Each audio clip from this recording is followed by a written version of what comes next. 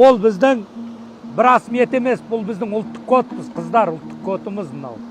Мынандай табиғи тамақтың бар ғой, адам денесіне қалдырар залалы жоқ.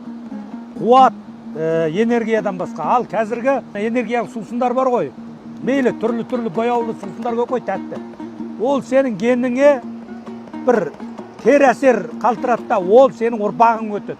Ол ұрпағың өтіп, оның ұрпағын өтіп жинала берсе, адамдардағы бұрын сұңғыла адамдар болады ғой. Сұңғылалық жоғалады, есте қабілеті жоғалады. Анандай зомби адамдар пайда болады, былайша айтқанда. Не үшін қазақта ақын көп? Дереу мида сөзді жинақтап әкеп өлеңге айландыра салудың өздігін ең сұңғылалық. Табиғи тамақтың әсерінен адам сапалы болып шығады да. Әдетте екі сөздің басын қоса алмай тұрады ғой. Алар өлеңді құрастыра салады. Мидағы тездікті көрдің бе? Қазіргі ChatGPT сияқты.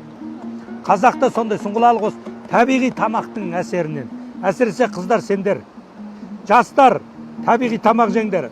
Мысалы, мынаны сендер деп жақсы көріп жеп жасыңдар ғой, иә? Кейін сендер отбасы болғаннан кейін әйел адам тамақ істейді ғой, қазанның иесі. Тамақ істесеңдер, осындай тамақ істейсіңдер де, кейін балаларыңа осы тамақ жегізесіңдер. Содан осы сендердің балаларыңа ана геніне ұлттық код болып сіңеді, геніне жазылады. Ұлтты әйел сақтайды деп отырған сол қазан аяқ, ошақ әйелдікі. Не үшін? Ана тілі дейді. Тілді анадан үйренеді. Ата дәстүр дейді. Дәстүр атаныкі, тіл ананыкі. Бала кішкене кезінде жүріп әйел адамнан, шешесінен, анасынан тіл үйренеді. Атасының дәстүрін, қоғамдық дәстүрді ер адам қалыптастыруға ата дәстүр деген сол.